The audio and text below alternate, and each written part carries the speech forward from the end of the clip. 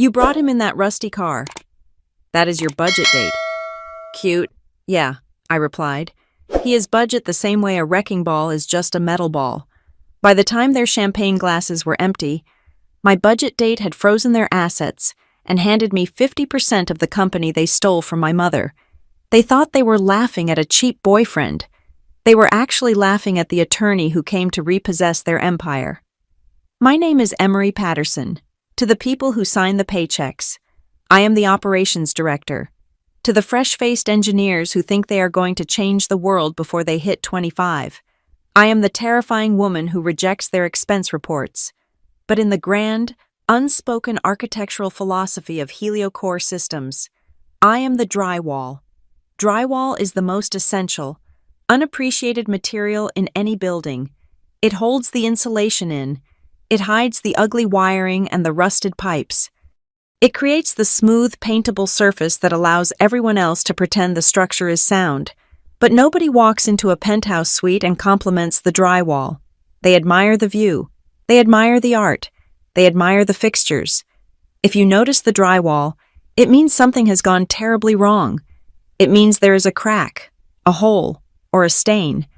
My entire career has been dedicated to ensuring that nobody ever notices me. Because if they do, it means the illusion of heliocore's competence is shattering. It was 11:45 at night on a Tuesday. The office was silent except for the low hum of the server room cooling fans and the rhythmic swish of a vacuum cleaner down the hall. I was the only executive on the floor. I am always the only executive on the floor. I was currently staring at a spreadsheet that was bleeding red ink. Earlier that afternoon, a senior sales associate named Chad, who possesses a jawline sharper than his intellect, had promised our biggest defense client a delivery date of 6 weeks for the new guidance chip. The only problem was that the guidance chip did not exist. It was a theoretical concept on a whiteboard in a conference room Chad had never stepped foot inside.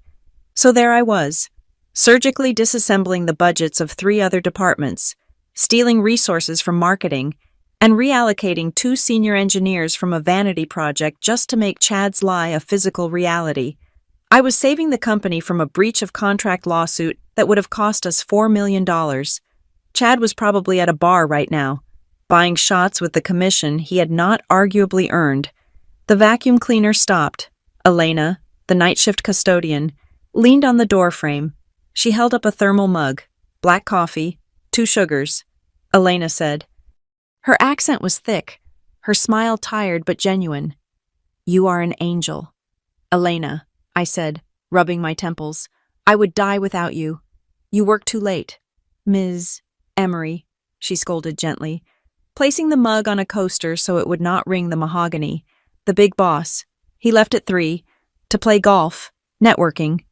Elena, he calls it networking. She made a sound that sounded suspiciously like a scoff and went back to her cart. She knew. The cleaning crew always knows. They see what goes in the shredders. They see who leaves with whom. They know that while the C-suite is busy posting inspirational quotes on LinkedIn, the people in the cheap seats are the ones keeping the lights on. The hierarchy at Heliocore is simple. At the top sits Graham Kincaid. Graham is a visionary, which is corporate speak for a man who has not had an original idea since 1992, but is excellent at shouting buzzwords at shareholders. He is loud, charismatic, and entirely hollow. He walks through the office like a feudal lord surveying his serfs, clapping engineers on the back and asking about projects he does not understand. Then there is his daughter, Sloane Kincaid. Sloane is 30 years old. Her official title is Chief Brand Architect. I have worked here for 7 years, and I still have no idea what a chief brand architect actually does, other than terrorize the social media interns and demand that we change the color of the lobby furniture to match the season's trending palette. Her office is a pristine glass box filled with white orchids and ring lights. Her primary key performance indicator seems to be the engagement metrics on her personal Instagram account, where she posts photos of herself grinding at the office, usually taken during the 20 minutes she actually spends here before leaving for a spa appointment. And then there is me, Emery Patterson, the boring, reliable, invisible operations director. My last name is a shield, Patterson. It is common, It is forgettable. It sounds like the name of a person who does your taxes or sells you life insurance. It allows me to fade into the background. It allows them to forget. Nobody at HelioCore remembers that this building did not always bear the name Kincaid.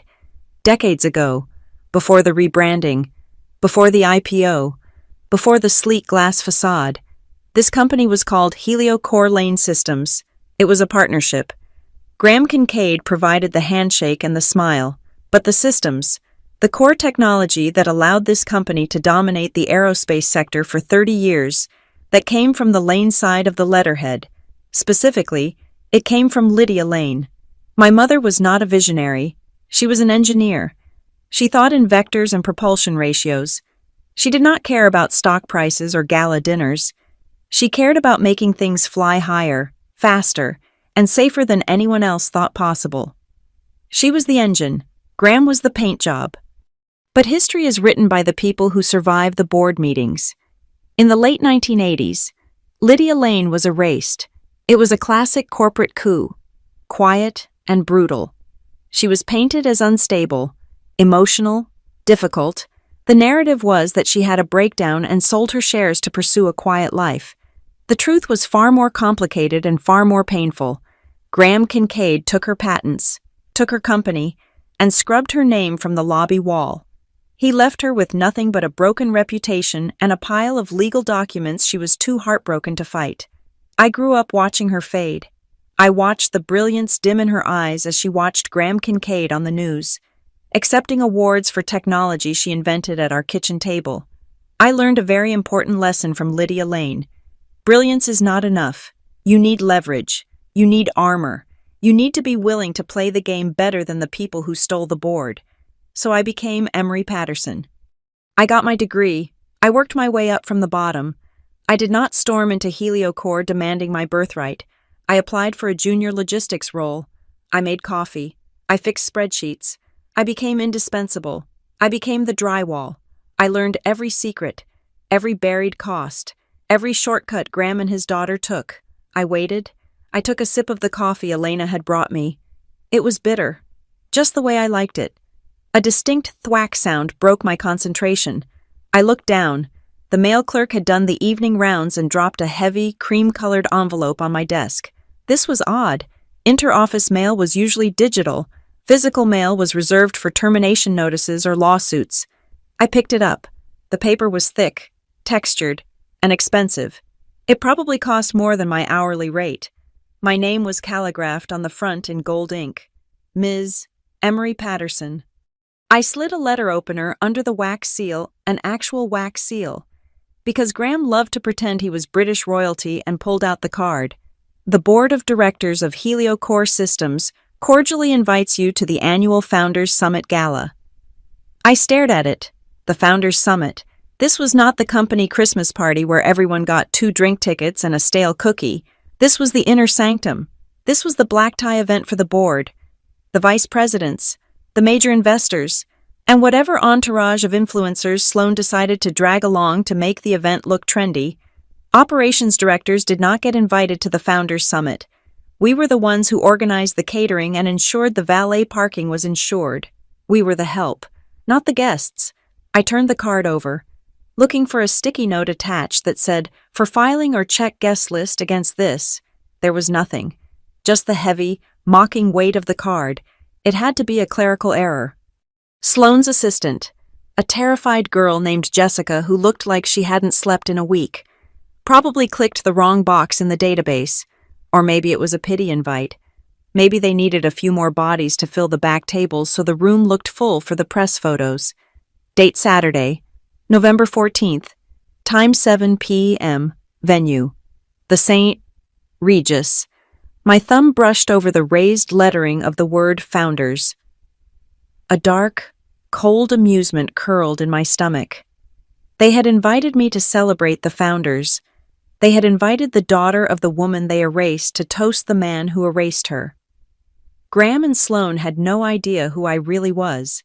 To them, I was just Patterson, the woman who fixed the messes, the woman who stayed late, the woman who never complained. They thought I was safe. They thought I was grateful just to be in the building. I looked around the empty office. The glass walls of Graham's office on the top floor loomed above me, dark and silent. He was probably asleep in his mansion, dreaming of his own greatness. Sloane was probably at a club, spending the research and development budget on bottle service. I slipped the invitation into my bag. Usually, I would send an email to HR correcting the mistake. I would decline politely. I would stay home on a Saturday night, order takeout, and work on the quarterly projections. But not this time. The resentment that had been simmering in my veins for 7 years suddenly boiled over, hot and sharp. They wanted me there. Fine. I would go. I would put on a dress. I would smile. I would eat their rubber chicken and drink their overpriced champagne. But I was not going alone, and I was not going as Emery Patterson, the loyal employee. I stood up and packed my laptop. I turned off the desk lamp, casting my corner of the office into shadow. "Good night, Elena," I whispered to the empty hallway. Tonight was not just another night of fixing mistakes. Tonight was the beginning of the correction. They thought they were inviting a mid-level manager to fill a seat. They did not realize they had just invited the demolition crew. My apartment was the architectural opposite of heliocore systems. There was no glass, no chrome, and absolutely no pretension. It was a one-bedroom unit in a building that had settled into its foundations somewhere around 1975. It was clean, ruthlessly organized, and quiet. It was the only place in the world where I did not feel like I was holding up a collapsing ceiling. I walked in and dropped my keys in the ceramic bowl by the door. The smell of Thai basil and chili oil hung in the air. Elias Ward was sitting at our small dining table, surrounded by a chaotic spread of takeout cartons and legal briefs. To the untrained eye, Eli looked like a man who taught high school geography and enjoyed birdwatching on weekends. He wore cardigans. He drove a hybrid hatchback that was 3 different shades of silver due to aftermarket bumper replacements.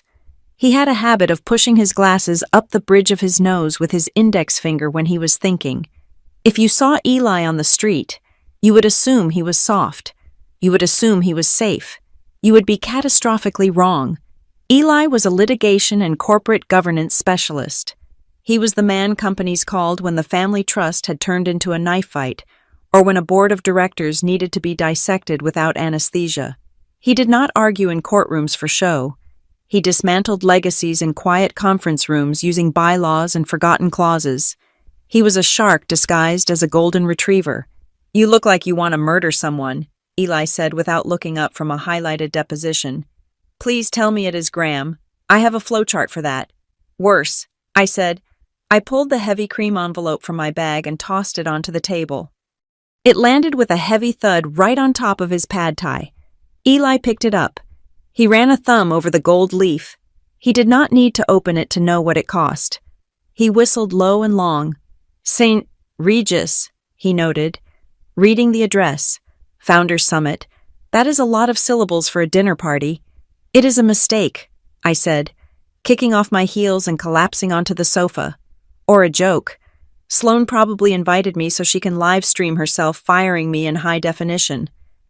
I closed my eyes, letting the anger from the day drain out. She spent 3 hours today debating whether the font on the quarterly report was aggressive enough. Meanwhile, I am moving funds from the janitorial budget to cover the safety testing for the new thruster prototypes. Because Graham spent the testing budget on a golf tournament sponsorship, I am practically laundering money just to keep their rockets from blowing up on the launch pad. I heard the rustle of paper. Eli was not eating. He was reading the invitation again. "Emery," he said, his voice changing. The softness was gone. This was his work voice. "Look at the wording." I opened my eyes. "It is an invite. Eli. It says, 'Please come eat bad fish and clap for the narcissist.'" "No," he corrected. "It says Founders Summit. Plural. Founders." He stood up and walked to the small bookshelf in the corner. We kept a very specific leather portfolio there. It was battered, stained with coffee rings from the 1980s, and it smelled like old tobacco and drafting graphite. It was the only thing Lydia Lane had left me that mattered. Eli brought the portfolio to the table and unzipped it. He laid out the contents with the reverence of a priest handling holy relics. First, The pen. It was heavy, made of brass and steel, with Lane engraved on the barrel. It was the pen she used to sketch the initial designs for the Helio drive. Second, the original shareholders' agreement. The paper was yellowing, fragile as dried leaves. Third, a side letter. It was handwritten. The ink faded to a dusty gray, signed by Graham Kincaid and Lydia Lane in 1989. I have been reading these again, Eli said, sitting down opposite me. He pushed the takeout containers aside. You always told me Lydia sold her stake, that she took a payout and walked away. That is what she told me. I said, that is what Graham told the press. She was sick. She was tired. She took the cash. She lied. Eli said. He tapped the side letter. Lydia did not sell. She knew Graham was going to gut the engineering culture to fund his lifestyle. She knew she could not stop him then because he had the board. So she buried her equity, buried it. I sat up. What does that mean? It is called a lane continuity instrument, Eli explained.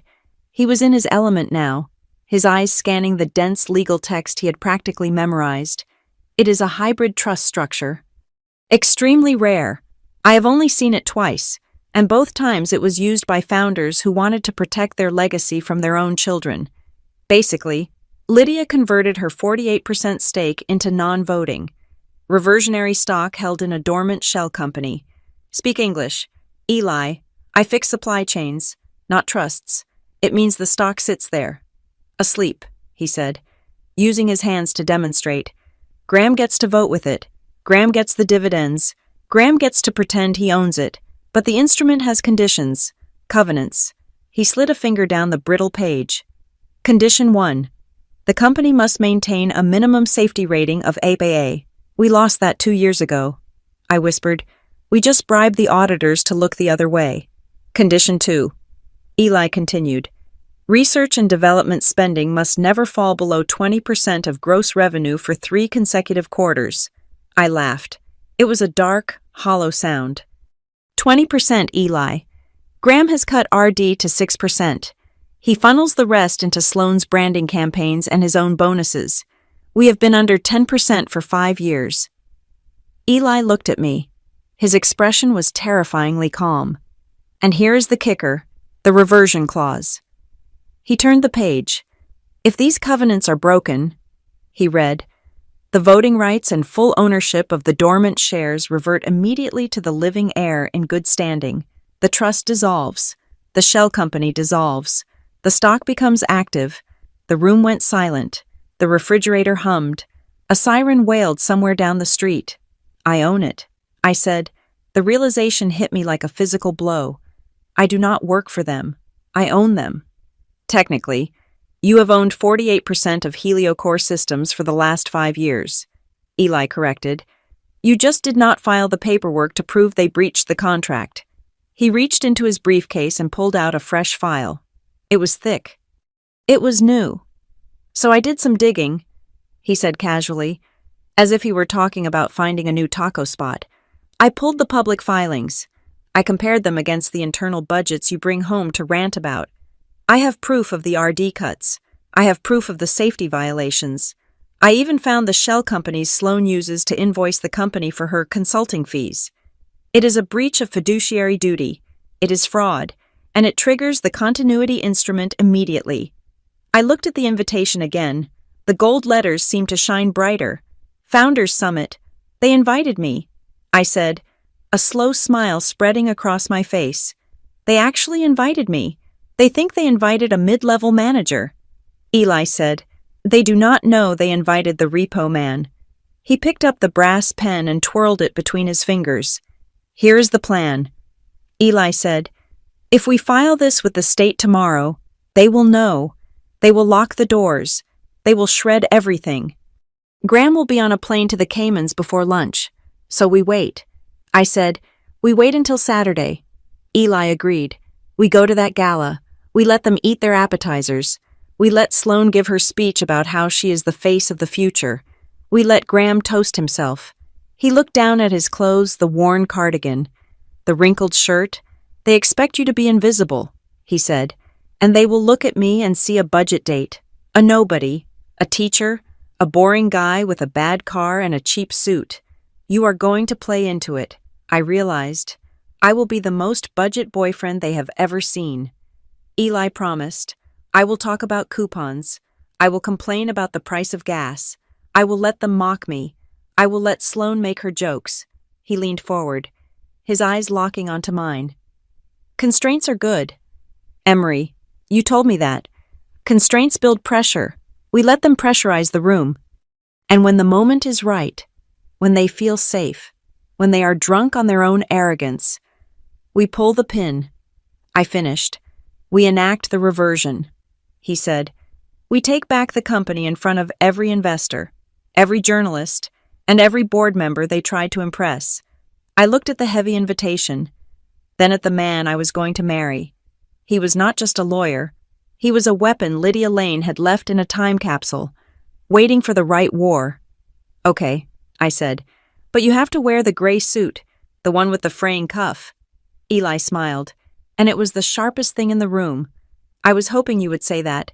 It really sells the narrative of financial struggle. He picked up his fork and finally took a bite of his cold pad thai. So, he said with his mouth full, tell me more about this seating chart. I want to know exactly how far away from the head table we are going to be when we fire them. The week leading up to the Founders Summit was an exercise in aggressive mediocrity. I had to become the dullest version of myself imaginable.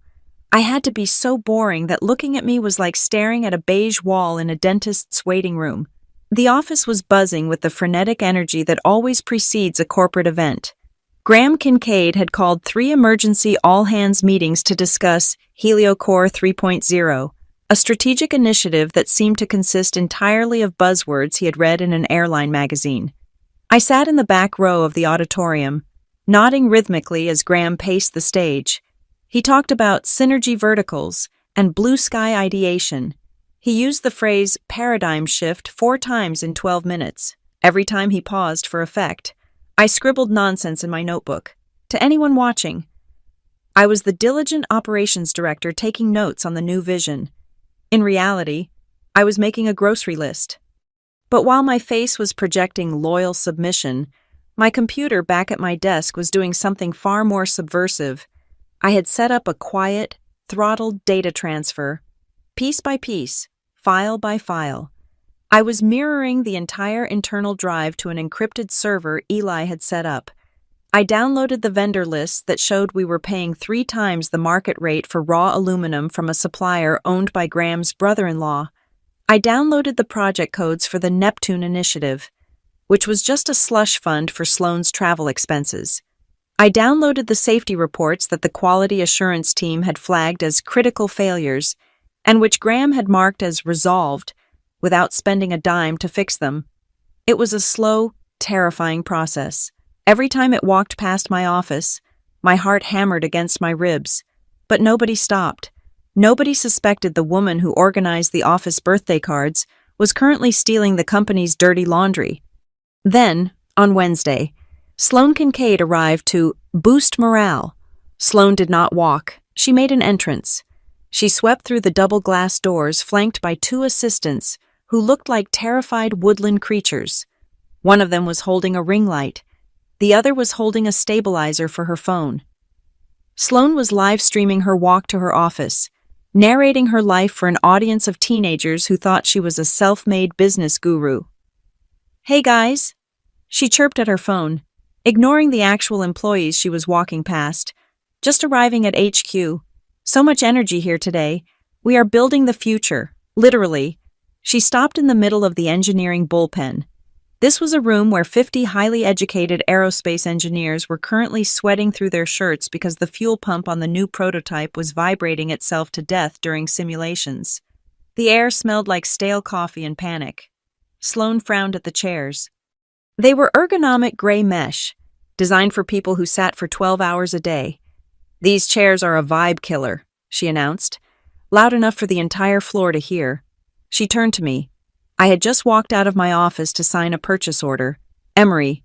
Yeah, these chairs, they are giving prison. Can we swap them out for something in a ecru leather, maybe something with a mid-century modern silhouette? I looked at the lead engineer. Marcus, who was currently holding his head in his hands as he stared at a failed stress test. "Sloan," I said, keeping my voice perfectly flat. "Those chairs cost $800 each. They are certified for lumbar support." She rolled her eyes at her phone camera. "Okay, well, aesthetics matter. Emery, a boring office creates boring products. Put it on the list for next quarter. We need to elevate the space." She swept away before I could respond. Marcus looked up at me. "Did she just call the navigation system for a manned spacecraft a boring product?" he asked. "She was talking about the chairs." "Marcus," I said softly, "just keep the rocket from exploding." Later that afternoon, the morale boost continued with a mandatory town hall where Sloan unveiled the theme for the gala. She stood on stage, projected on a screen 20 feet high, looking surgically perfect. "This Saturday isn't just a party," she told us. "It is a celebration of our legacy. And I am so excited to announce that we will be revealing a massive expansion of the Kincaid brand. We are moving beyond aerospace. We are talking lifestyle, apparel, tech accessories. Because HelioCore isn't just about getting to space, it is about how you look while you are looking at the stars." The room went silent. The engineers looked at each other. We were a defense and aerospace contractor. We made thrusters. We made guidance chips. We did not make tech accessories. I knew exactly what this meant. It meant she was going to take the remaining R&D budget, the money that was supposed to fix the fuel pumps, and funnel it into a clothing line with her name on the label. Legacy brand expansions. I whispered to myself. It was theft. Plain and simple. Then came the email. It arrived at 4:30 on Thursday.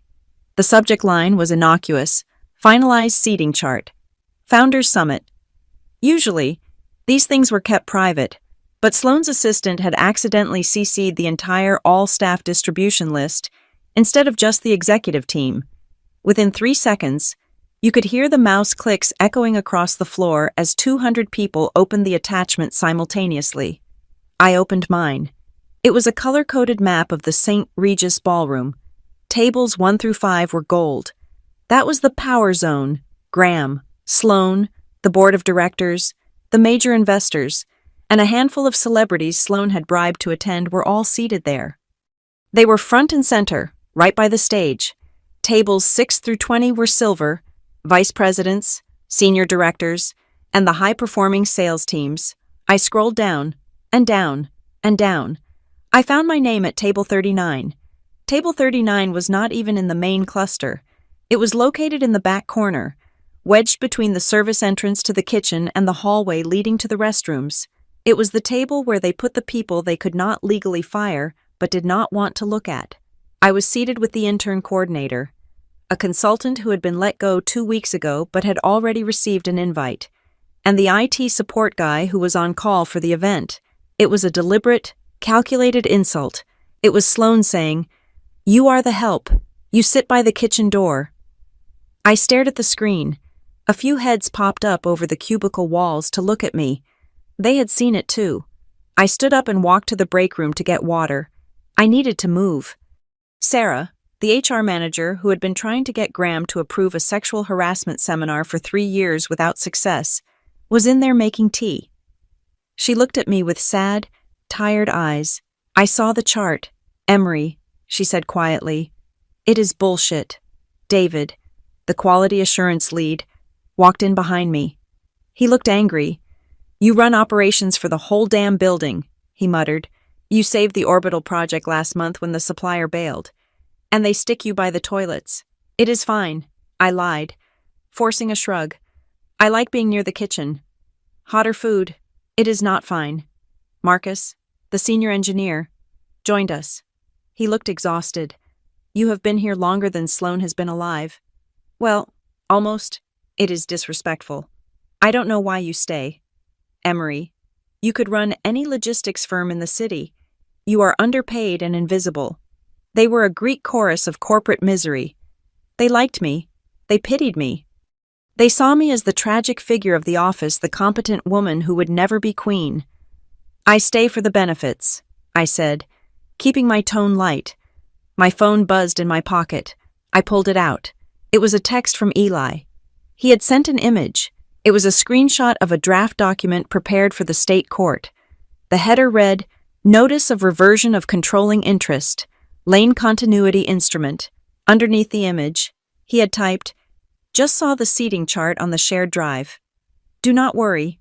When you own the building, every seat is the head of the table. Also, table 39 is great. It is closer to the exit for when we throw them out." I smiled. It was the first genuine smile I had felt on my face all week.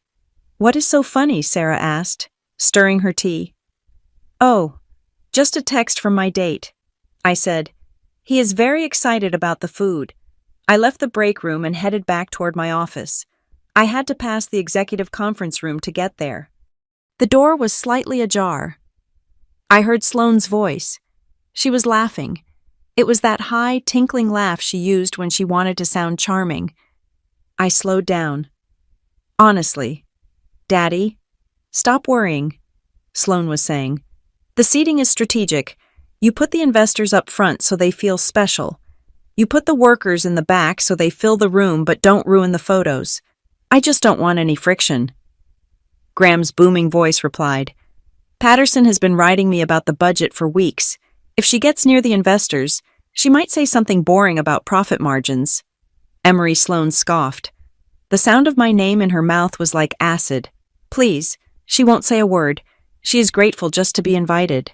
Honestly, some people should be grateful we even let them clean up our PowerPoints. She is a glorified secretary with a spreadsheet fetish. Put her by the bathroom. She is used to dealing with crap." I froze. I stood there in the hallway, clutching my water bottle. Grateful to clean up our PowerPoints.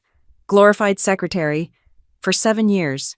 I had told myself I was doing this for justice. I was doing this for Lydia Lane. I was doing this to restore the engineering integrity of the company my mother built. It was a noble, high-minded mission. But in that moment, the nobility evaporated. The heat that rose up my neck was not righteous indignation. It was pure, personal hatred. They did not just steal the company. They looked down on the people who kept it running. They looked down on the work itself. They thought competence was a service role existing only to support their vanity. I looked at the phone in my hand. I looked at the draft Eli had sent me. I walked back to my desk. I did not sit down. I stood over my computer and opened the folder containing the downloaded evidence. I renamed the folder. Originally, I had named it Lydia Evidence. I deleted that. I typed in a new name. The cleanup. If they wanted me to clean up, I would clean up. I would scrub them out of existence. I sat down at my desk and replied to Eli's text. "Make sure the suit looks extra cheap. I want them to laugh at us. I want them to laugh right up until the second I take the microphone." I stared at table 39 on the screen. It was the perfect place to start a revolution. Nobody ever looks at the corner by the kitchen, and by the time they turned their heads, it would be too late. The brakes on Eli's car squealed with a high-pitched, metallic protest as we rolled up to the entrance of the St. Regis.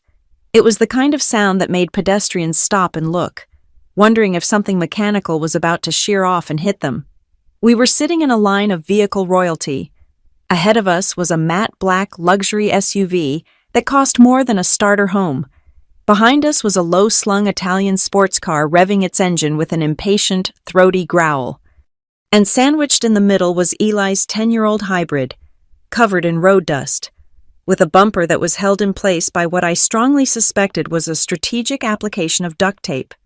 The valet stepped forward. He was a young man in a crisp white uniform, and as he approached the driver's side window, his professional mask slipped for a fraction of a second. He looked at the rust around the wheel well. He looked at the faded university parking sticker on the windshield. He looked at us. "Good evening," Eli said, rolling down the window. The motor inside the door groaned like a dying animal. "We are here for the Heliocore Gala." The valet blinked. He hesitated, holding the ticket out as if he were afraid the car might be contagious. "Of course, sir. Careful with the door handle. It sticks. It adds character." Eli replied cheerfully. He stepped out of the car, adjusting his cuffs. I climbed out of the passenger side, smoothing the fabric of the dress I had bought on clearance 3 years ago. It was a simple navy sheath, Elegant enough to pass inspection, but plain enough to be ignored. That was the uniform of my life. Elegant enough to be useful, plain enough to be invisible. We walked through the massive revolving doors, and the atmosphere changed instantly. The air outside had smelled of exhaust and city grit. Inside, the air smelled of lilies, expensive perfume, and old money. The lobby was a cavern of marble and gold leaf, illuminated by chandeliers that dripped crystals like frozen rain. My stomach twisted. This was their world, Graham Kincaid's world, a world built on surfaces and shine, where everything was polished to a blinding gleam to hide the rot underneath. For a moment, the old instinct to shrink, to apologize for taking up space, washed over me. I felt like the operations director again, the woman who stood in the back of the room holding the clipboard while the important people drank champagne. Then I felt a hand on the small of my back. It was warm and steady. "Chin up, Ms. Patterson." Eli murmured near my ear. "You are not a guest. You are the landlord inspecting the property." I looked at him. Eli was wearing a gray suit that he had owned since law school. It was clean and pressed, but the cut was boxy, the fabric a little too shiny under the lobby lights. He did not look like a corporate raider. He looked like a high school history teacher who had gotten lost on his way to a faculty mixer. He reached into his pocket and pulled out the only thing of value he was carrying. It was the drafting pen, my mother's pen. The brass was tarnished where her fingers had held it 1,000 times, sketching the engines that paid for this hotel rental. Eli slid the pen into his breast pocket. He adjusted it carefully, making sure the clip was visible. To 99% of the people in this room, it was just an old pen, but to the 1% who remembered the history of Heliocore, to the men like Malcolm Price who had been there when Lydia Lane was drawing the future on a napkin, it was a ghost. "Ready?" Eli asked. "Ready," I said. We walked into the ballroom.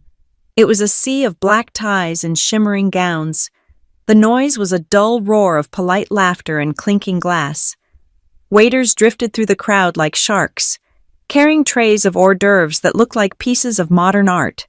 We navigated through the tables, moving past the prime real estate near the stage where the tablecloths were silk and the centerpieces were towering arrangements of white orchids. We kept walking, past the investors, past the vice presidents, past the sales team who were already loosening their ties and getting loud.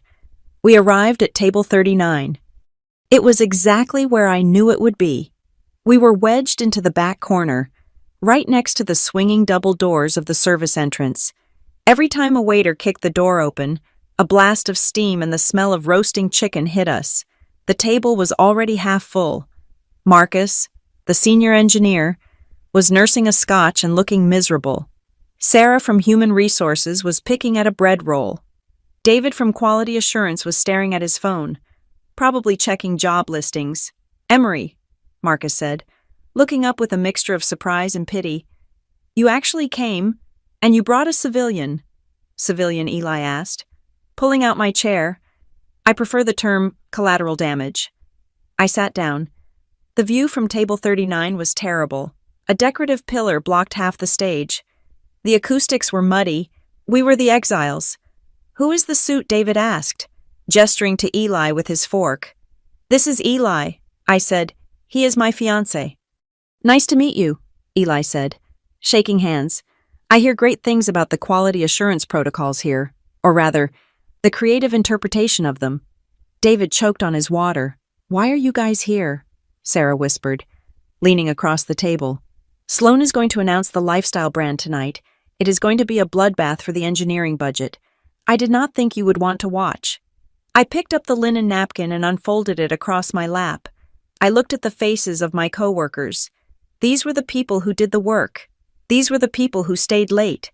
These were the people Graham and Sloan treated as overhead costs to be minimized. "We are not here to watch." "Sarah," I said quietly. I picked up my water glass and looked at Eli. He gave me a barely perceptible nod. "We are here to file a complaint," I said. "We eat the salad, then we eat the board." Before Sarah could ask what that meant, the lights in the ballroom dimmed. A spotlight swept across the room. cutting through the darkness and landing on the grand staircase at the side of the hall. The music swelled. It was a remix of a pop song, loud and bass-heavy. Sloane Kincaid appeared at the top of the stairs. She was wearing a dress that looked like it was made of liquid silver. It clung to her body and trailed behind her like a comet's tail.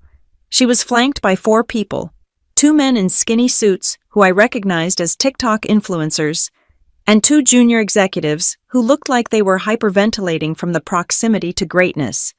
Sloane paused at the top of the stairs, waiting for the applause. It came, obedient and polite from the front tables, raucous and desperate from the sales team. She smiled, a practiced, camera-ready expression that did not reach her eyes, and began her descent. She worked the room like a politician. She stopped at the gold tables, laughing, touching shoulders, accepting compliments. She was the sun, and the entire room was orbiting around her gravity. As she moved toward the stage, her path took her past the outer rim of the galaxy. She walked past the silver tables, and then she made a detour. She was heading straight for table 39. "Oh God," Sarah hissed. "Don't make eye contact."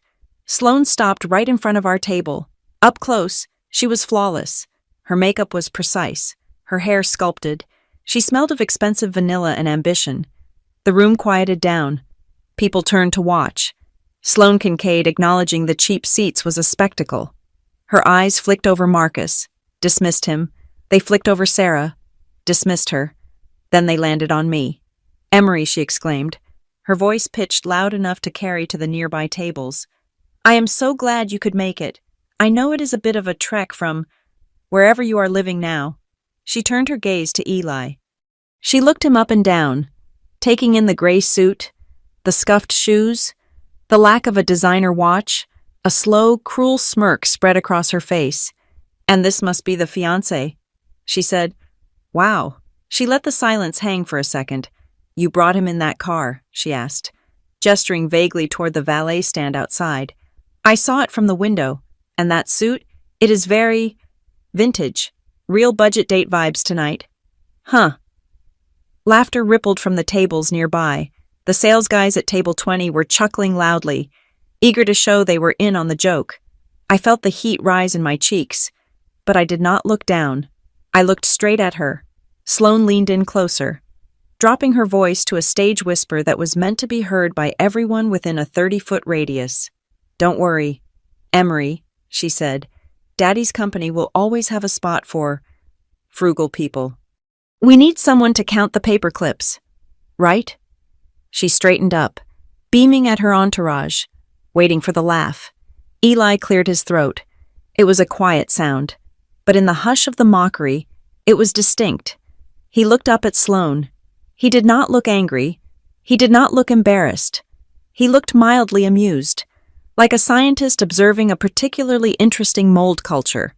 "Budgets are just constraints, Ms. Kincaid," Eli said.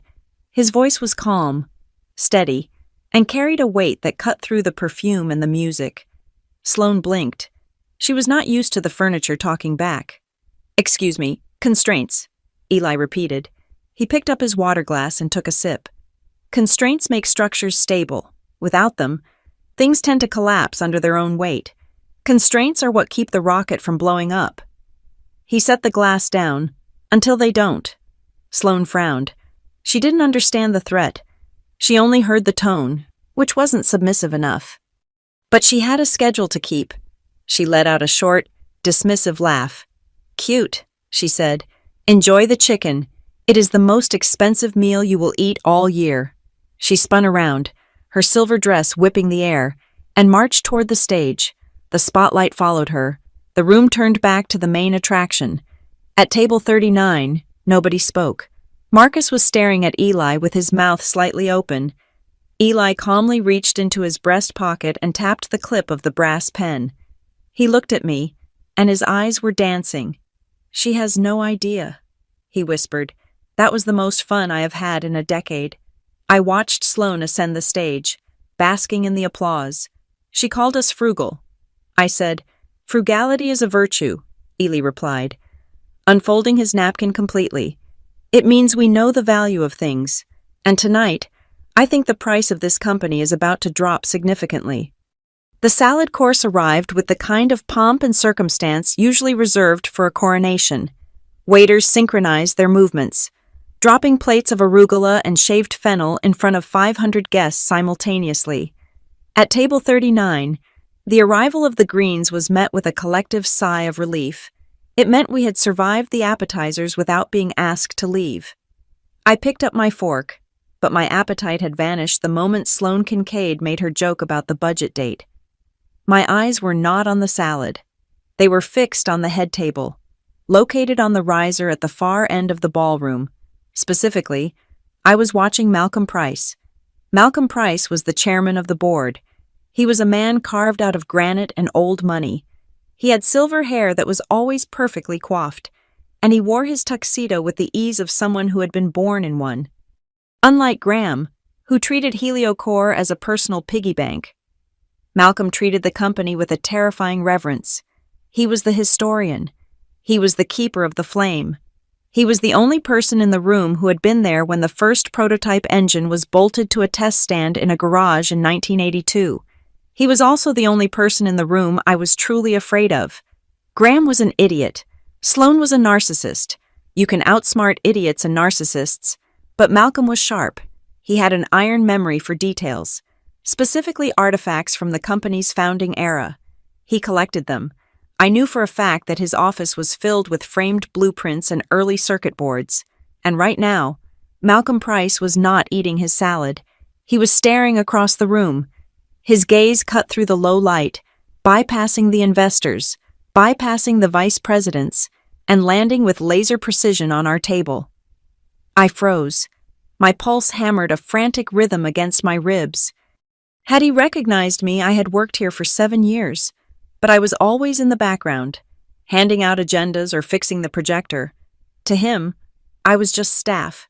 Then I realized he was not looking at me. He was looking at the tablecloth in front of Eli. Eli had placed the brass drafting pen on the white linen, right next to his water glass. The downlighting from the ceiling caught the metal, making it gleam. It was a beacon. "Eli," I whispered, my voice barely audible over the clatter of silverware. "He is looking." Eli did not look up. He was busy inspecting a piece of endive on his fork with the scrutiny of a forensic pathologist. "I know," Eli said softly. "The vinaigrette is tragic. By the way, too much acid." "Eli, put the pen away," I hissed. "Malcolm Price is staring at it like he wants to eat it. That is the point." "Emery," Eli replied. He casually reached out and touched the pen. He did not pick it up. He simply rolled it.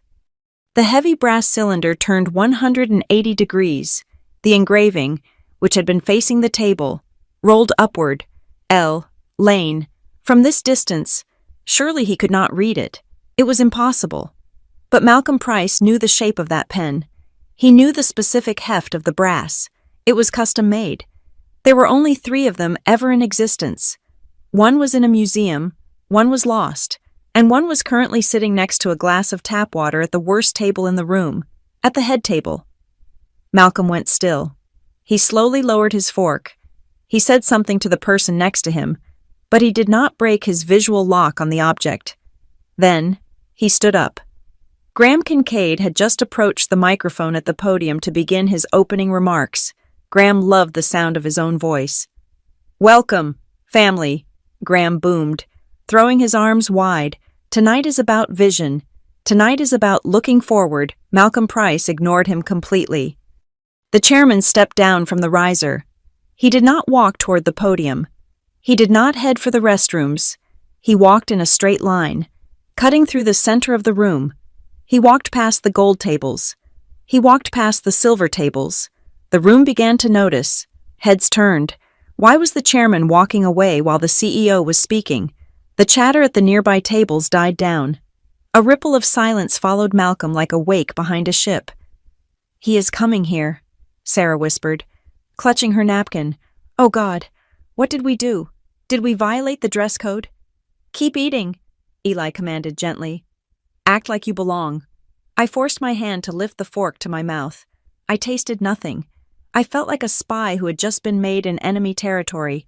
Malcolm Price stopped at table 39. He loomed over us, up close. He smelled of sandalwood and aged scotch. His eyes were pale blue and incredibly intense. He did not look at me. He did not look at the terrified HR manager or the frozen engineers. He looked at the pen. "May I?" he asked. His voice was not angry. It was shaking. Eli looked up, feigning surprise. He wiped his mouth with his napkin and smiled. "The pen?" Sir Eli asked. "Of course." Eli picked it up, but he did not hand it over immediately. He held it in the light, turning it slowly. "It is a beautiful piece," Eli said conversationally. "Solid brass core, weighted for drafting torque. They do not make them like this anymore." Malcolm's hand was trembling slightly as he reached out. Eli placed the pen in his palm. The chairman held it as if it were a religious artifact. He ran his thumb over the engraving. L. Lane. He closed his eyes for a second, and when he opened them, the professionalism was cracking around the edges. "Where did you get this?" Malcolm asked. His voice was a rasp. There was only one of these left. It was a gift. Lydia. She gave it to the board in 1985. It was supposed to be in the archive. Then it went missing the day she left. The music from the stage seemed to fade away. Graham was still talking in the background about paradigm shifts, but nobody at our table heard him. I did not get it from an archive. Eli said. Eli gestured toward me with an open hand. "It is not mine, sir," Eli said. "It belongs to her. It is a family heirloom." Malcolm Price turned his head. For the first time in 7 years, he actually looked at me. He did not see the operations director. He did not see the woman who refilled the coffee in the conference room. He looked at the structure of my face. He looked at the line of my jaw. He looked at my eyes. I did not look away. I stiffened, my spine straightening against the back of the cheap banquet chair. It was a reflex I had learned from my mother. When you are cornered, you do not shrink. You become stone. I saw the recognition hit him like a physical blow. His eyes widened. He took a half step back. He looked from the pen to me, and then back to the pen. "Patterson," he whispered. The name sounded foreign in his mouth. "Your employee file says Patterson. It is a very common name." I said. My voice was steady, though my hands were shaking in my lap. "It is my father's name." Malcolm stared at me. He was doing the math. He was calculating the years. He was remembering a face that had been erased from the company photos, but evidently not from his conscience. "Lydia," he breathed. He looked around the room. He saw Sloane preening at the front table. He saw Graham shouting into the microphone. He saw the lavish excess that had been built on top of a foundation he helped bury. He leaned in close to me. He placed his hands on the table, leaning his weight on them, to the rest of the room. It might have looked like a casual greeting, but his knuckles were white. "They told me she sold," Malcolm muttered, the words tumbling out fast and low.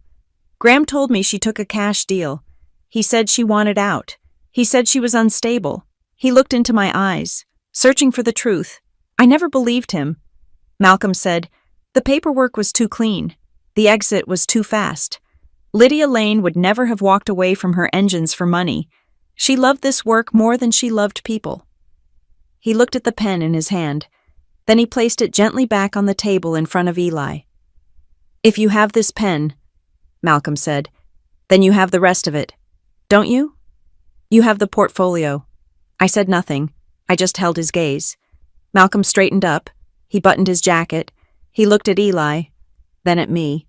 "The salad is terrible," Malcolm said loudly, his voice returning to its chairman projection, "and the acoustics in this corner are unacceptable." He looked at Graham, who was now showing a video of a rocket launch that I knew for a fact had failed 3 seconds after the clip cut off. "Ms. Patterson," Malcolm said, "and Mr. Ward," Eli supplied. "Elias Ward, Ms. Patterson, Mr. Ward," Malcolm said. "I find myself in need of a quiet place to discuss. Historical preservation. I would appreciate it if you would join me in the founder's suite." Immediately, the table went silent. Sarah's fork clattered onto her plate. Marcus looked like he was having a stroke. The founder's suite was a private viewing room on the mezzanine level. It was soundproof. It was secure. It was where the real decisions were made. "We haven't finished our dinner," Eli said, glancing at his plate. "I will have them send up steaks," Malcolm said. "Real ones, not this rubber chicken." He did not wait for an answer. He turned and walked away, heading toward the side exit that led to the private elevators. He did not look back at the CEO. He did not look back at the investors. I stood up. My legs felt heavy, but my head was clear. Eli stood up beside me. He picked up the pen and slid it back into his pocket. "Well," Eli said to the stunned group at table 39, "enjoy the show, everyone. I think we have been upgraded." I took Eli's arm. We walked past the kitchen doors, following the silver-haired man who had just realized that the ghost of the company's past had come back to audit the books. As we reached the shadows of the exit hallway, I looked back one last time. Sloane was laughing at something on her phone. Graham was basking in the spotlight. They had no idea that the man who signed their checks had just walked out of the room with the woman who owned their future. The heavy oak doors of the founder's suite closed behind us, sealing out the noise of the gala. The sudden silence was jarring. 1 second, the air was vibrating with bass-heavy pop music and the clatter of 500 forks hitting china. The next, it was so quiet, I could hear the hum of the climate control system and the ticking of a grandfather clock in the corner. This room was the Holy of Holies. It was where the board met to decide the fate of thousands of employees. The walls were lined with dark mahogany and velvet, hung with oil portraits of the company's history. There was Graham Kincaid, looking noble and visionary in a painting commissioned 5 years ago. There were the early investors. There were the patent attorneys who had secured the initial rights. But my eyes went instantly to the space between the windows on the north wall. There was a rectangle of discoloration on the wallpaper. It was a faint, slightly darker patch where the sun had not hit the fabric for decades. To a casual observer, it just looked like an empty spot where a painting had been removed for cleaning. I walked over to it. I reached out and touched the faded velvet. "That is where she hung," I said softly. "Lydia Lane, 1982. She was wearing a lab coat, not a gown. She had grease on her hands in the portrait." Malcolm Price was pouring himself a drink at the sidebar. His hand shook, the crystal decanter rattling against the glass tumbler. He took a long swallow of amber liquid before turning to face me. "Graham ordered it taken down the day the acquisition was finalized," Malcolm said. His voice was tired, stripped of the commanding baritone he used in the ballroom. "He told us it was for the best. He said Lydia had broken. He said the pressure of the launch schedules had cracked her mind. He told the board she was demanding to be bought out, that she wanted to take the cash and vanish to Europe to recover." Malcolm looked at the empty rectangle, then at me. "I asked to see the exit interview," he confessed. "I asked to speak with her. Graham told me she refused. He said she was volatile. He said she was a liability to the stock price, and that if we let her speak, she would crash the IPO. So we let him handle it.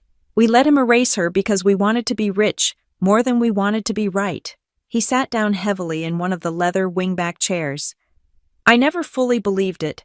Lydia was the most stubborn human being I ever met. The idea of her taking a check to quit? It never sat right, but the dividends were good, and the years went by, and eventually, the lie became the truth." Eli walked over to the large conference table in the center of the room. He placed his battered leather briefcase on the polished wood. It looked absurdly out of place next to the crystal ashtrays and fresh floral arrangements. "She did not sell. Mr. Price?" Eli said. The playful budget date persona was gone completely. This was Elias Ward, the litigator. And she did not break. She was outmaneuvered by a board that valued marketing over engineering. So she did the only thing she could. She bet on the long game. Eli clicked the latches of the briefcase open. The sound echoed in the room like a gunshot. He pulled out a stack of documents. They were not yellowed originals this time. They were crisp, white, and stamped with the official seal of the Secretary of State. Lydia Lane transferred her entire equity stake into a vehicle called the Lane Continuity Instrument, Eli explained, sliding the papers across the table toward Malcolm. It is a hybrid trust structure, extremely aggressive, extremely specific. It locks 48% of the voting stock into a dormant shell foundation. Malcolm picked up the documents. He put on his reading glasses. I have never heard of this entity. You were not supposed to, Eli said. The existence of the instrument was buried in the side letters of the 1989 restructuring. Graham signed it because he thought the trigger conditions were impossible to meet. He thought he was burying her shares forever. Trigger conditions? Malcolm asked, his eyes scanning the dense legal text. The instrument has a reversion clause, Eli said. The dormant shares wake up and revert to the direct control of the living heir if the company fails to meet specific operational covenants, specifically, if the safety rating drops below a AAA standard, or if the research and development investment falls below 20% of gross revenue for 3 consecutive quarters. Eli pulled another file from his bag. This one was thick with spreadsheets and scanned invoices. I have spent the last 3 nights auditing your internal accounts. Eli continued. HelioCore has not hit a 20% research spend in 7 years. The current allocation is 6%. The rest is being diverted. Malcolm looked up. Diverted to where, brand activations, I said. I stepped away from the wall and joined them at the table. That is what Sloan calls them. Executive experiences, influencer partnerships. The money that was supposed to fix the propulsion systems is currently paying for the champagne downstairs and the lease on Sloan's penthouse in New York. We are bleeding the engineering dry to paint the hull gold. Eli tapped the document in Malcolm's hand. This morning at 9 o'clock, I filed a reversion claim and a beneficial ownership update with the State Commerce Division, Eli said calmly. It was stamped and processed 30 minutes before the markets closed on Friday. It is not a proposal. It is an accomplished fact. The trust is dissolved. The shell company is liquidated. Malcolm turned the page to the final exhibit. He stared at it for a long time. It was the certificate of ownership, listing the new controlling shareholder of HelioCore Systems, Emery Patterson Lane. You own 48% of the company, Malcolm whispered. He looked up at the ceiling, doing the mental arithmetic that ruled his life. Graham holds 28%, Malcolm said, thinking aloud. I hold 2%. The rest is scattered among public float and institutional funds that vote with the wind. If you have 48%, I only need 2% more to have absolute, unchallengeable control. I finished for him. I need you, Malcolm. The silence stretched out. Malcolm looked at the portrait of Graham Kincaid on the wall. He looked at the empty spot where my mother used to be. He looked at the documents that proved he had been presiding over a hollowed-out shell of a company. Graham will fight this, Malcolm said. He will sue. He will claim the instrument is invalid. He will claim you hacked the records. He can try, Eli said. But while he is suing, Emery controls the board. She controls the bank accounts. She controls the building security. Graham Kincaid is effectively a trespasser the moment we walk back out those doors. Malcolm looked at me. His expression was a complex map of regret and calculation. He was a survivor. He had survived the purge of 1989, and he intended to survive the purge of tonight. What is your intention? Emery, he asked. Do you want to liquidate, strip the assets, and burn it down to spite him? If that is the plan, I cannot help you. I have a fiduciary duty to the shareholders. I am the majority shareholder, I reminded him. And no, I do not want to burn it down. I want to build it back. I leaned over the table, placing my hands on the cool mahogany. I want to fire the people who think safety is a suggestion, I said. I want to refund the marketing budget back into the labs. I want to put the engineers back in charge. I want to stop making tech accessories and start making engines that actually work. And I want to put her picture back on the wall. I pointed to the empty rectangle. I am not here to kill HelioCore, Malcolm, I said. I am here to save it from the parasites who have been feeding on it for 30 years. But to do that, I need to cut the head off the snake. Tonight. Malcolm closed the folder. He took off his glasses and rubbed the bridge of his nose. He took another sip of his scotch. He was weighing his loyalty to a friend who had lied to him against the reality of a legal document that gave him no choice. He was weighing the past against the future. He stood up. Graham has been sloppy, Malcolm said quietly. He has been arrogant, and he has treated this board like a rubber stamp for too long.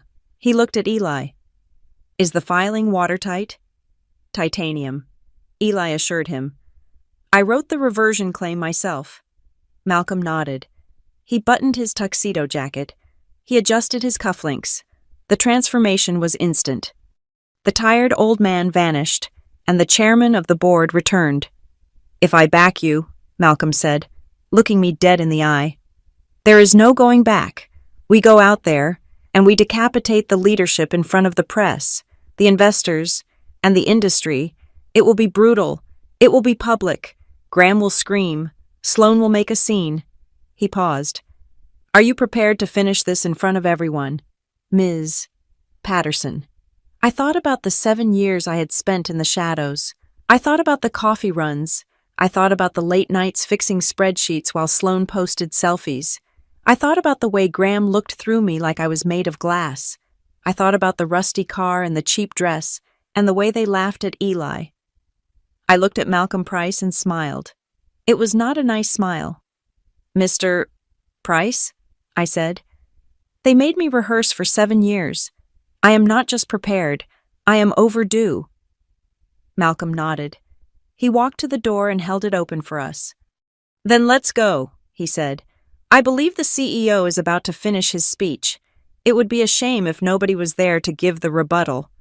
We did not go back to table 39. When the heavy doors of the founder's suite clicked shut behind us, leaving the silence of the deposition room behind, the wall of sound from the ballroom hit us like a physical wave. It was a chaotic mix of clinking silverware, low-level chatter, and the thumping bass of the background music. Usually, this was the moment I would have kept my head down. I would have scurried along the wall, dodging the waiters, apologizing for my existence until I reached the safety of the dark corner near the kitchen. But I was not that person anymore. The woman who apologized for taking up space had been left upstairs in the suite, along with the ghost of the old heliocore. Eli took my hand. We walked straight to the edge of the velvet rope that separated the general seating from the VIP dance floor. We stood there, right on the perimeter of the gold zone, flanked by a massive floral arrangement of white lilies that smelled suffocatingly sweet. Malcolm Price had separated from us in the hallway. He walked back to his seat at the center of the head table with the terrifying neutrality of a professional poker player. He sat down. He placed his napkin on his lap. He did not look at his phone. He did not look at Graham. He simply stared straight ahead, waiting for the building to collapse. Ready, Eli whispered. He was holding his phone in his hand. The screen dimmed low so the light would not draw attention. His thumb was hovering over a button in his secure mail client. Do it, I said.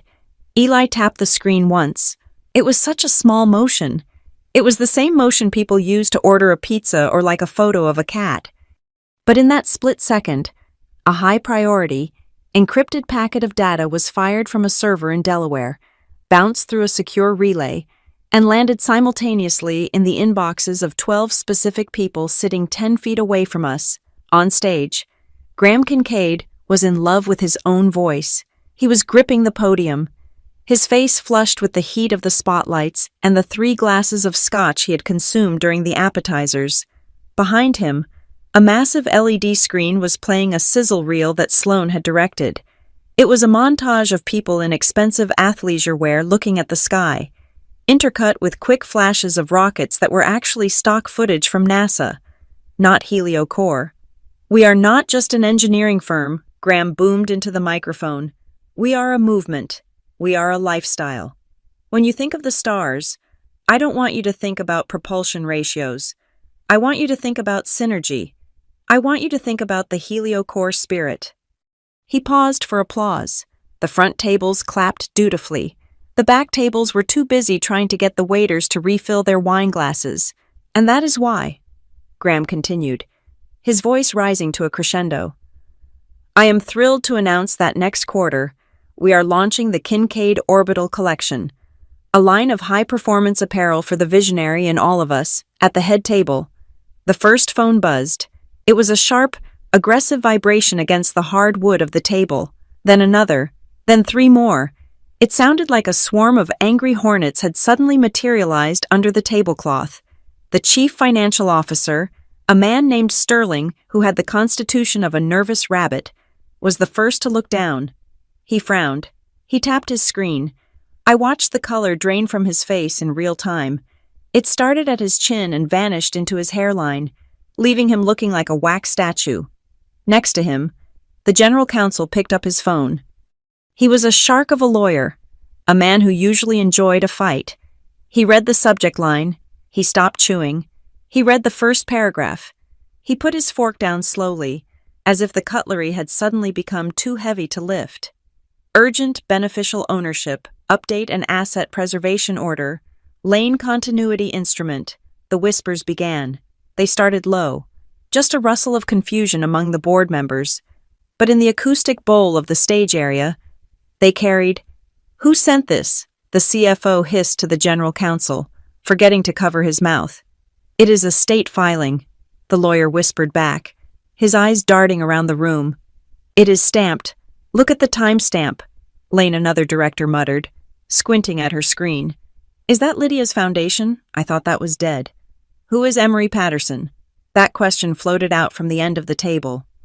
It was asked by one of the independent directors, a woman from a venture capital firm who had no idea who actually ran the logistics of the company she sat on the board of. "Patterson," the CFO whispered, "the operations girl. The one who does the budgets. Did we violate the covenant?" Someone else asked. "Read the attachment. It says we are in default on the RD clause." Graham was still talking. He was oblivious. He was deep into a story about how he had the idea for the clothing line while meditating on a mountain, which was a lie because Graham could not sit still for 30 seconds, let alone meditate. "I looked up at the stars," Graham said, spreading his hands theatrically. "And I realized that the future isn't about machines, it is about the people who dream of them." Sloane was sitting to his right. She was the first one to notice that the audience at the head table had stopped looking at her father. She saw the phones. She saw the pale faces. She saw the general counsel frantically texting his paralegal. She frowned. This was ruining her shot. The live stream camera was focused on the stage, but the energy in the room was shifting. She leaned forward and tapped her glass with a spoon, trying to draw attention back to the speech. When that didn't work, she hissed loudly at her father. "Daddy," she said, her voice cutting through the microphone's pickup pattern. "Daddy, tell the yacht story. The one about the Monaco harbor. They are losing focus." Graham blinked. He looked down at her, irritated at the interruption. "Not now." "Sloane," he snapped, his voice booming over the speakers. "I am building to the climax." "Graham," the general counsel said. He didn't whisper this time. He spoke with the terrified urgency of a man who realizes the brakes have been cut. "Graham, you need to look at your email. Now." Graham froze. He looked at his lawyer. He looked at the row of board members who were all staring at their phones like they were reading their own obituaries. "I am in the middle of a speech." "Bob," Graham said, laughing nervously. "It can wait. It cannot wait," the lawyer said. "It is a change of control notice." Graham's smile faltered. "A what?" That was the moment Malcolm Price stood up. He rose slowly, unfolding his height with a dignity that commanded the room. He picked up his microphone, which was resting on the table for the upcoming toast. He switched it on. A feedback squeal pierced the air, silencing the murmurs in the ballroom. 500 faces turned toward the head table. "Mr. Kincaid," Malcolm said. His voice was calm, deep, and utterly devoid of warmth. "I believe the board has just received a notification regarding a change in the majority shareholder status of this company." The room went deathly silent. You could hear the ice melting in the buckets. Graham looked at Malcolm as if the chairman had just spoken in tongues. What are you doing? Malcolm Graham hissed, covering his mic with his hand. Sit down. You are ruining the flow. Have you read the notice? Graham Malcolm asked, his voice booming through the hall. It appears that the lane continuity instrument has been triggered due to sustained covenant breaches. Specifically, the misappropriation of research funds. Graham's face turned a violent shade of red. He grabbed his phone from the podium, swiped it open, and stared at the notification. This is a joke, Graham barked, laughing loudly into the mic. This is a prank. Someone hacked the server. Where is it? He pointed a shaking finger at the back of the room, near where we were standing. Though he didn't see us. It is a phishing scam, Graham shouted, his composure unraveling instantly. Do not open it. It is a virus. Sloane stood up, grabbing her own mic. Guys, seriously, she said, forcing a bright, hysterical laugh. This is so embarrassing. Our competitors are obviously jealous of the rebrand. We have great security. We will fix this in a second. It is not a hack. Graham, Malcolm said. He turned to the general counsel. Bob, verify the filing. Is it a valid state document? The general counsel looked like he wanted to dissolve into the floor. He stood up slowly, holding his phone with both hands. Bob, Graham yelled, Tell them it is a fake. The lawyer looked at Graham. Then he looked at Malcolm. He was a man who knew how to read the wind, and he knew a hurricane when he saw one. It is real, the general counsel said. His voice shook, but the microphone caught every syllable. It is a certified filing from the Secretary of State. It was time-stamped at 4:55 p.m. today. Impossible. Graham shouted. Lydia is gone. Her shares are dead. The trust was not dead. Sir, the lawyer corrected. Reading from the screen, it was dormant, and it has reverted to the beneficial heir. Graham gripped the sides of the podium so hard his knuckles turned white. Who, he demanded. Who is doing this? Which fund? I will sue them into the ground. Malcolm turned slowly. He looked past the lights. He looked past the investors. He looked past the confusion and the fear. He looked directly at where Eli and I were standing by the lilies. It is not a fund. Graham, Malcolm said softly into the mic. It is the person who has been cleaning up your mess. Graham followed Malcolm's gaze. Sloane followed it. The general counsel followed it. Like a tide turning. 500 heads swiveled in our direction. The spotlight operator, sensing the drama, swung the beam away from the stage. It swept across the room, blinding us for a second before settling. I stood there in my clearance rack dress. Eli stood next to me in his shiny gray suit. The room was so quiet, I could hear the hum of the spotlight cooling fan. Graham squinted against the glare. He looked at me. He blinked. He looked again. Patterson, he asked. His voice was small, confused, and magnified by 10,000 watts of audio power. The operations girl, Sloane, burst out laughing. It was a sharp, jagged sound. Emery, she shrieked. You think Emery is doing this? She barely makes rent. She drives a Honda. She owns 48% of the voting stock.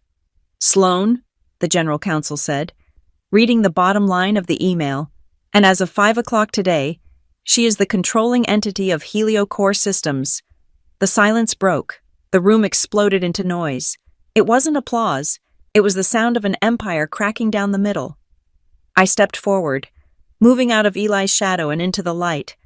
I did not smile. I did not wave. I just stood there and let them look at the drywall that was about to bring the house down. Who is the proxy? Graham roared into the microphone. His face was a mask of sweating, confused fury. He looked at me, standing there in the spotlight, and then his eyes darted past me, scanning the shadows of the ballroom for a lawyer, a banker, or a rival CEO. To him, it was impossible that the threat was standing in plain sight. I want a name, Graham shouted, slamming his hand on the podium. Which hedge fund is behind this? Who put you up to this? Patterson, did a competitor pay you? I will have you arrested for corporate espionage before you can leave this building. Malcolm Price was still standing. He looked tired. but his hand was steady as he pointed a single finger directly at me. "There is no fund." "Graham," Malcolm said, his voice cutting through the CEO's bluster. "There is no competitor. There is no proxy. You are looking at the majority shareholder. It is her." "It has always been her," Sloane Kincaid snapped. She grabbed the microphone from its stand and marched to the edge of the stage. Her perfect composure had cracked, revealing the spoiled, terrified child underneath. Her Sloane screeched, pointing a manicured nail at me. "Are you people insane? She is just operations. She is a nobody. She orders the gluten-free muffins for the Tuesday meetings. She begs me for budget approvals to buy printer toner. She is not a shareholder. She is the help." Sloane looked out at the audience, desperate for validation. "You all know her," Sloane yelled, gesturing wildly. "She is the one who sends those annoying emails about submitting your timesheets. She is the one who organizes the Secret Santa. You think she owns HelioCore? She probably put that dress on a credit card she can't pay off." The room was silent. Nobody laughed. The employees at table 39 were standing up, watching with wide eyes. I took a step forward, then another. I walked past the velvet rope. I walked past the floral arrangements. I walked up the stairs to the stage. Security did not stop me. The guards looked at Malcolm, who gave a slight nod, and they stepped back. I walked right up to Sloane, up close. I could see the panic in her eyes. I could see the way her makeup was starting to crease around her mouth. She was taller than me in her heels. But in that moment, she looked very small. I reached out and took the microphone from her hand. She was so shocked she let it go without a fight. I turned to face the room. The spotlight was hot on my face. "My name is not just Emery Patterson," I said. My voice was steady. It did not shake. "My mother was Lydia Lane." A gasp rippled through the room. It started with the older engineers at the back tables and washed forward to the board members at the front. "For 30 years, you have walked past the empty space on the wall in the founder's suite," I said. "You erased her name. You erased her legacy. You thought if you took her picture down, you could take her company. But Lydia Lane was an engineer. She built fail-safes into everything she touched, including her equity." Graham looked like he had been punched in the gut. He gripped the podium, his knuckles white. "Lydia is dead," Graham rasped. "She died in Zurich 10 years ago, and the day she died," I said, "the lane continuity instrument activated. It has been waiting for you to make a mistake, and you made thousands of them." I gestured to Eli. Eli walked up the stairs. He looked bored. He looked like he was about to read a grocery list. He was holding a tablet in one hand and my mother's brass pen in the other. He took the other microphone from the podium, ignoring Graham completely. "We have compiled a rather extensive list of covenant violations," Eli said. His voice was dry, matter-of-fact, and devastatingly clear. "I will not bore you with the minor infractions, like the private jet usage or the expensed family vacations. Let us stick to the felonies." Eli tapped his tablet. "Item 1, Eli read, October 14, 2018. $4 million transferred from the structural integrity testing budget to a shell company named Kincaid Global Branding.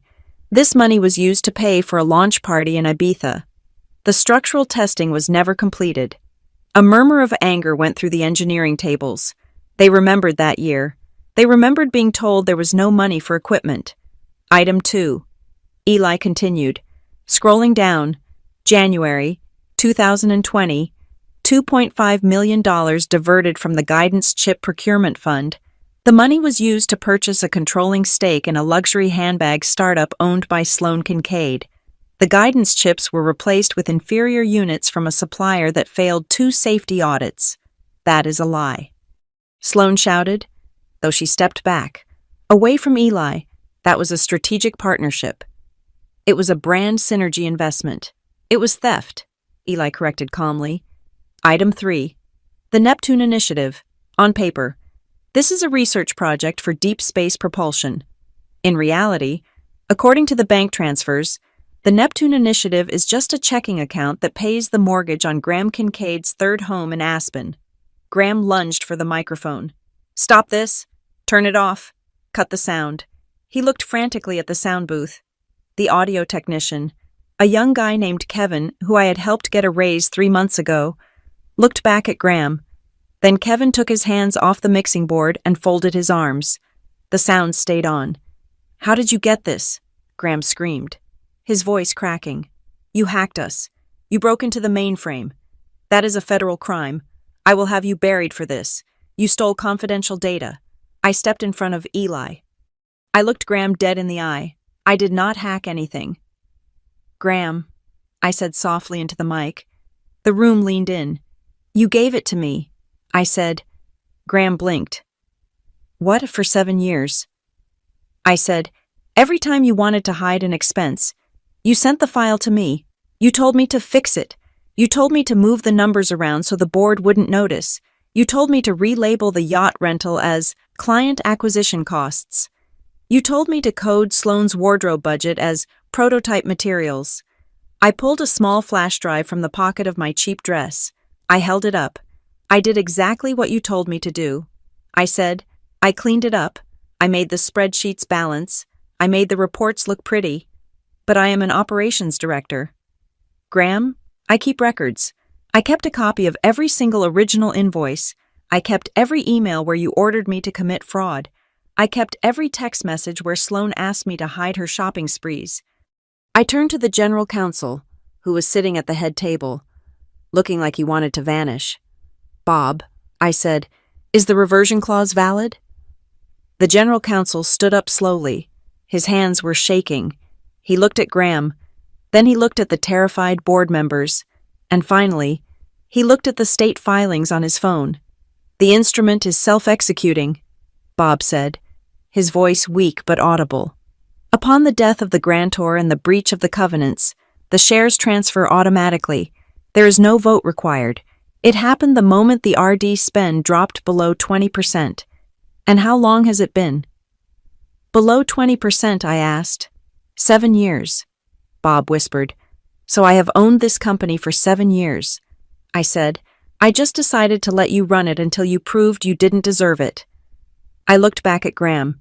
He was trembling. The arrogance was gone, replaced by the sheer, cold terror of a man who realizes he has built his life on a trapdoor. "You wanted me invisible," I said to him, my voice ringing out across the silent ballroom. "You put me in the back office. You put me at the table by the kitchen. You thought if you didn't look at me, I didn't exist."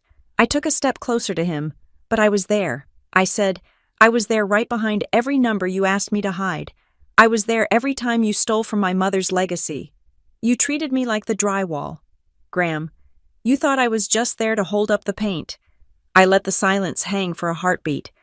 "But the drywall is the only thing holding up the house," I said, "and I am done holding it up." I turned to the crowd. "This is not a hostile takeover," I announced. "This is a repossession." For a second, there was silence. Then, from the back of the room, from table 39, a single person started clapping. It was Marcus. Then Sarah joined in. Then the entire engineering department stood up. Then the sales team, realizing which way the wind was blowing, started cheering. It was a wave of noise that crashed over the stage. It wasn't polite applause. It was the sound of a crew watching the captain walk the plank. Graham stared at the cheering crowd, his mouth opening and closing. Sloane stood frozen, tears streaming down her face, ruining her perfect makeup. They were not looking at a family dispute anymore. They were looking at a coup, and I had brought the receipts. The applause from the back of the room was still echoing off the crystal chandeliers. When Sloane Kincaid finally snapped, it was not a graceful break. It was the sound of a spoiled child realizing that for the first time in her life, the toys were not just being taken away. They were being given to the kid she bullied on the playground. She lunged for the microphone stand on the bandstand, ripping the cordless mic from its clip with a screech of feedback that made half the room cover their ears. Her face was flushed, her chest heaving in her liquid silver dress. She looked out at the sea of employees who were still standing, still clapping for the woman who approved their expense reports, and she decided to burn the bridge while standing on it. "Stop it!" Sloane shrieked. Her voice cracked. high and thin. "Stop clapping. You are clapping for the help. You are clapping for a nobody." She pointed a trembling finger at me. I was standing center stage, calm, holding my ground. "Do you honestly think this person can run a brand like Heliocore?" Sloan yelled, desperate to find an angle that would stick. "Look at her. Look at that dress.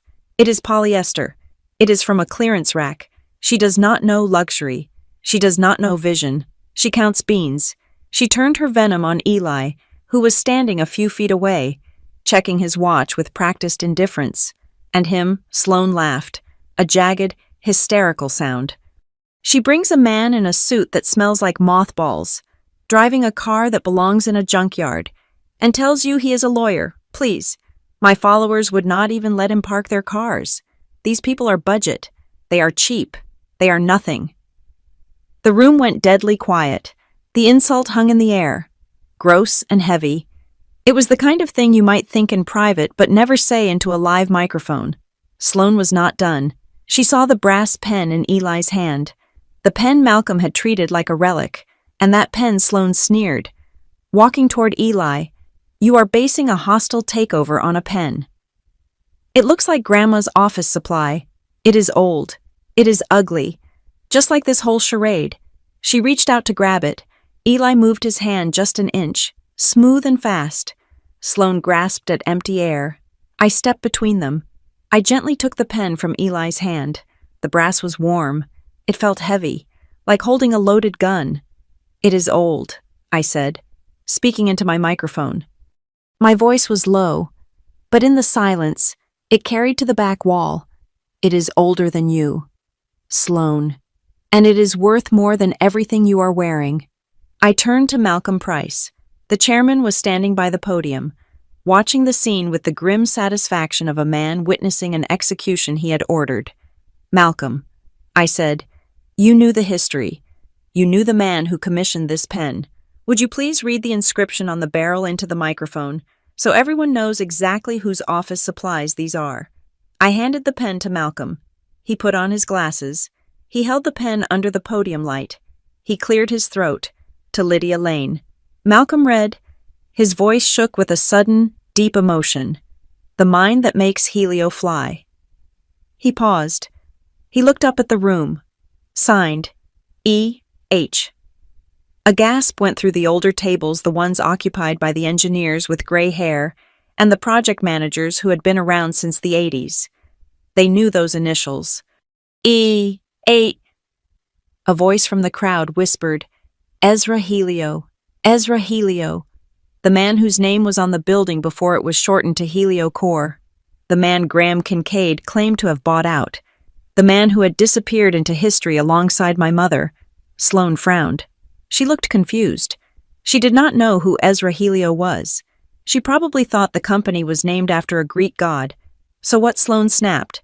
"Someone signed a pen. Who cares?" I looked at Kevin in the sound booth. I raised my hand. "Eli," I said, "plug it in." Eli had already connected the flash drive to the presentation laptop on the podium. He hit the spacebar. The massive LED screen behind us, which had been displaying Sloan's high-definition branding reel, flickered black. Then, static cut across the display. A video started playing. It was grainy. The colors were washed out, typical of home video footage from 1985. The timestamp in the corner read August 12th, 1985. The setting was a cluttered garage. There were blueprints taped to the walls. There were half-finished engine casings on workbenches. 2 people were in the frame. One was a young man with wild hair and thick glasses. It was Ezra Helio. The other was a woman. She was wearing oversized coveralls, her hair tied back in a messy bun, grease smudged across her cheek. She was holding a wrench in one hand and a sandwich in the other. She was laughing. It was Lydia Lane. "My mother?" The audio crackled, then cleared up. "Okay, are we recording the voice of a very young Graham Kincaid?" asked from behind the camera. "We are recording. Graham," Ezra said on screen, waving at the lens, documenting the moment of breakthrough. "Tell them." "Lydia." My mother looked at the camera. Her eyes were bright, alive with an intelligence that burned even through the low-resolution tape. "We cracked the thermal variance issue. she said. She picked up a complex-looking valve assembly. Graham wanted to just paint over the heat shielding to make it look better. But Ezra and I figured out that if we alloy the intake with titanium, it holds. It actually holds. It is going to change the industry, Ezra said, grinning at her. I am just the salesman. Folks, I just shake the hands. Lydia is the engine. She is the one who makes it fly. Without her, we are just selling expensive fireworks. The video cut to black. The ballroom was frozen. For 30 years, the narrative had been that Graham Kincaid was the genius, that Graham Kincaid designed the systems, that Graham Kincaid built this company from nothing. And there, in 30 seconds of grainy footage, the truth had just nuked his legacy. Graham was the cameraman. Graham was the guy who wanted to paint over the problem. Lydia was the engineer. I looked out at the faces of the employees. I saw realization dawning on them. The engineers at table 39 were staring at the blank screen with reverence.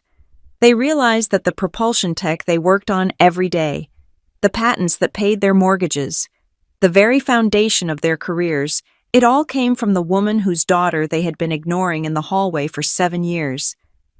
I turned to Graham. He was slumped against the wall, looking like a deflated balloon. He knew that video existed.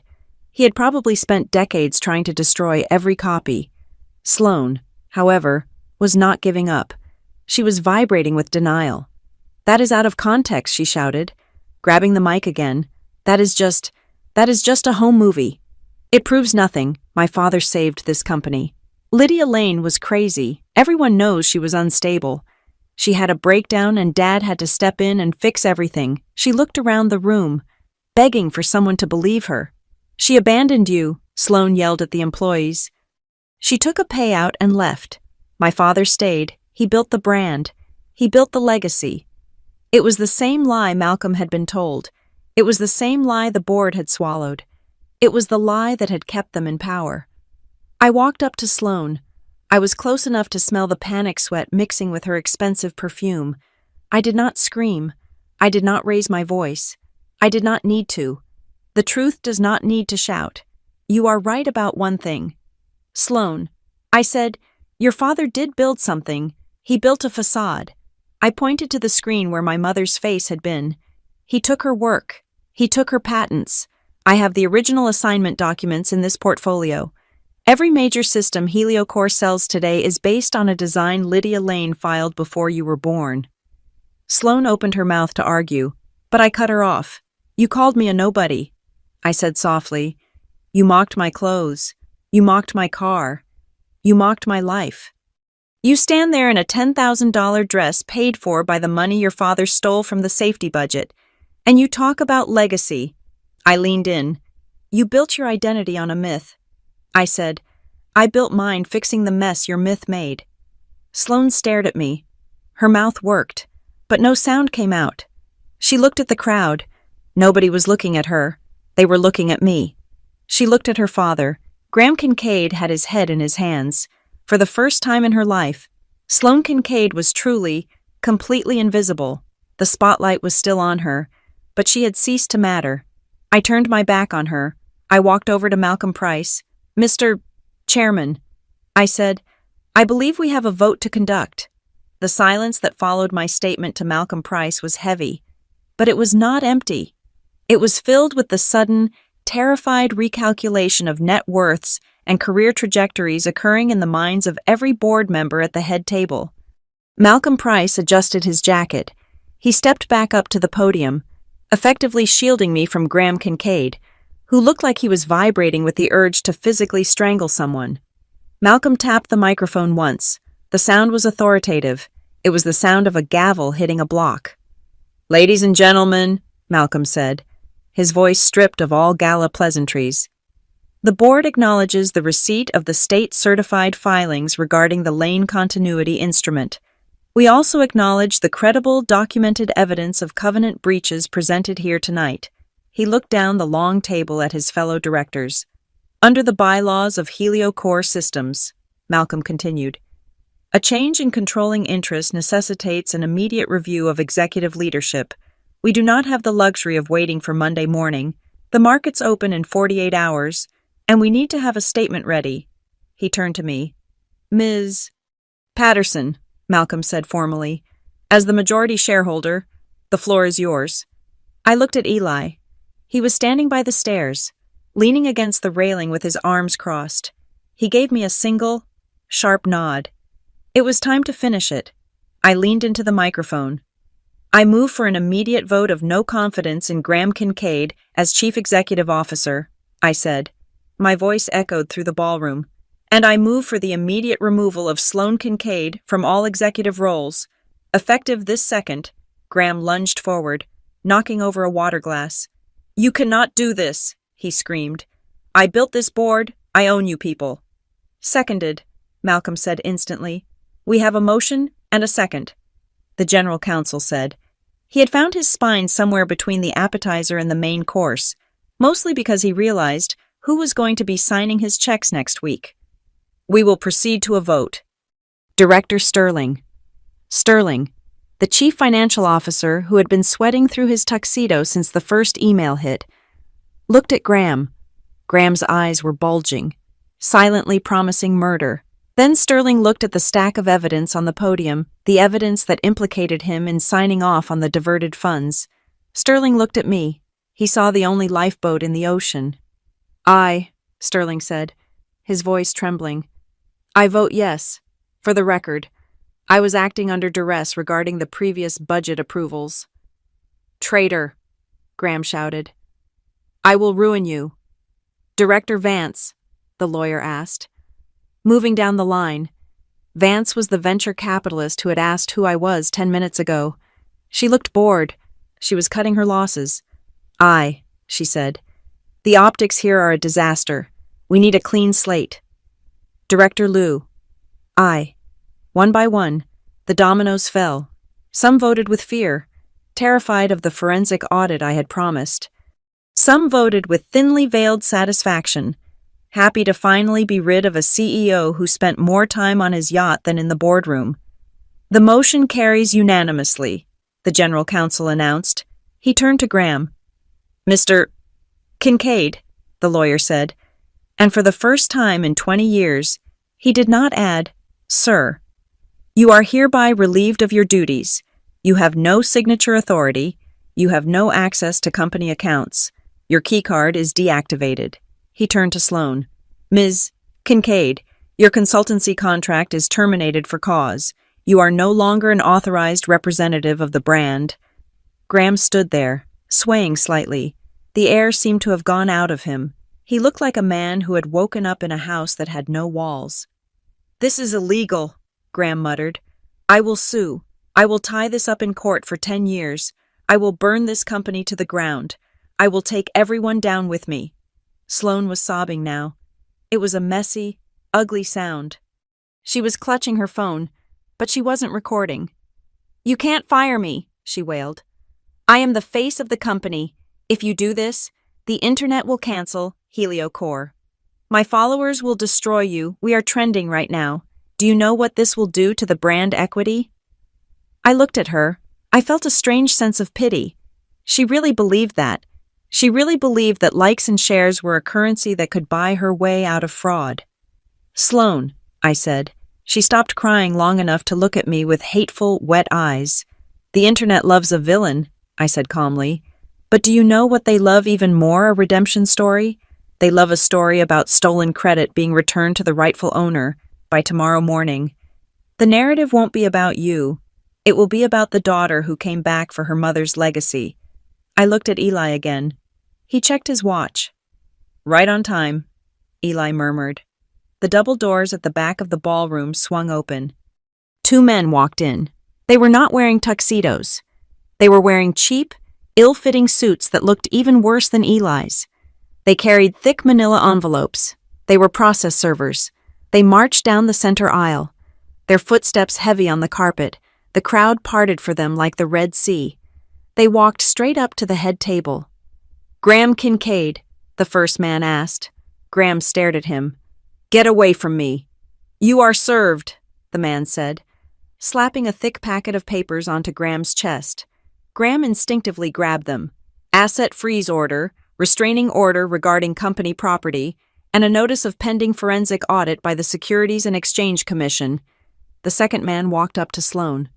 Sloane Kincaid. No, she whispered, backing away. No, I am just a consultant. You are served, the man said, dropping a similar packet at her feet because she refused to take it. Notification of investigation into wire fraud and embezzlement regarding the Kincaid Global Branding Shell entities. Graham looked at the papers in his hand. Then he looked at me. The fight went out of his eyes. He realized this wasn't just a board vote. This was the end of his life as he knew it. Security! Malcolm Price barked. 4 large security guards materialized from the edges of the room. These were men Graham had hired, men he had tipped, but they worked for the company, and the company had a new owner. Please escort Mr. Kincaid and Ms. Kincaid from the premises, Malcolm ordered.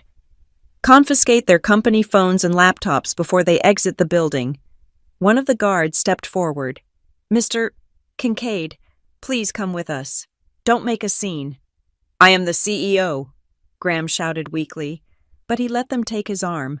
Sloane screamed as a guard took her phone from her hand. That is my personal property. My drafts are on there. It was purchased with company funds, ma'am, the guard said impassively. We watched them go. It was a long walk from the stage to the exit.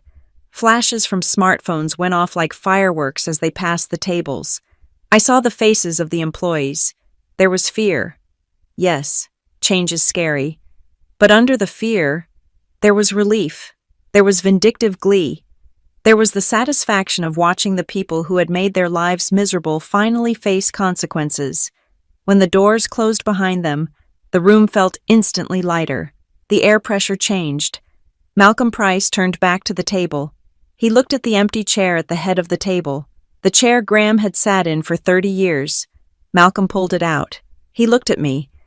There was no hesitation in his eyes anymore. He had picked a side, and he knew he had picked the winner. Ms.